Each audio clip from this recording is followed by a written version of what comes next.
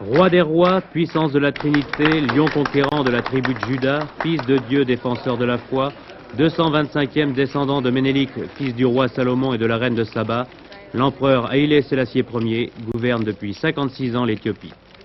Cet homme de 80 ans, qui inaugure ici un hôpital, a eu un destin historique hors série. Fils d'un seigneur confident de l'empereur Ménélik, il reçoit à 7 ans une éducation française. À 14 ans, il est gouverneur. 10 ans plus tard, régent et prince héritier.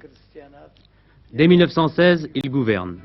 Négus, c'est-à-dire roi en 1928, puis empereur sous le nom d'Haïlé Sélassié, il tente, en donnant une constitution à l'Empire, d'adapter son pays au monde moderne. 1936, l'Italie fasciste envahit l'Éthiopie. L'empereur, en exil, lance de la tribune de la Société des Nations à Genève un appel pathétique au monde.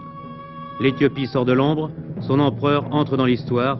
5 ans plus tard, il libère son pays. Tous les matins à 9 h, l'empereur vient travailler dans ce palais, le Gébi, où les lions qu'il affectionne montent une garde paresseuse. Toute la vie politique tourne autour de ce palais.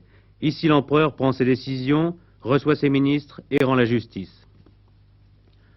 Sa Majesté impériale mène une vie simple dans un palais sans apparat, entre sa famille, ses livres et ses animaux favoris. Paternaliste mais généreux, il distribue chaque dimanche pain et argent aux pauvres. Volontaire et mystique, il assiste à la messe chaque matin. Clément et autoritaire, il a combattu par le fer et le sang ses opposants. Moderne mais prudent, il s'est préoccupé personnellement de l'économie et de l'éducation de son pays. Par son prestige, il s'est imposé comme le champion de l'unité africaine. Ami de toutes les grandes puissances, diplomate infatigable, il a rencontré tous les grands chefs d'État. Le général de Gaulle à Londres puis à Paris, Mao Tse-tung, l'Éthiopie a reconnu la Chine, Nixon, un ami et allié privilégié, Podgorny, aide et amitié soviétique, Nasser, dialogue avec les Arabes, Mobutu, avec le palais de l'OUA, Addis Abeba est devenu la capitale de l'Afrique, le pape, l'Éthiopie est un pays chrétien, avec le président Pompidou, une amitié de longue date. L'amitié de deux peuples, ce n'est pas nouveau. Pour renouveler, il ne faut pas donner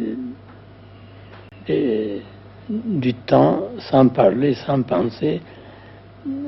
Les deux peuples, il a besoin de nos chefs d'État.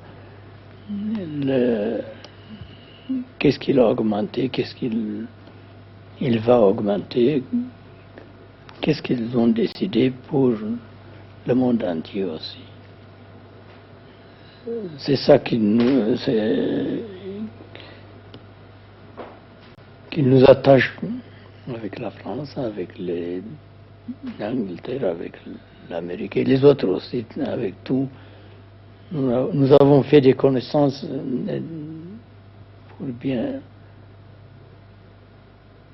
pour faire bien pour le peuple. Ce qu'il nous a confié, c'est pour garder son intérêt et de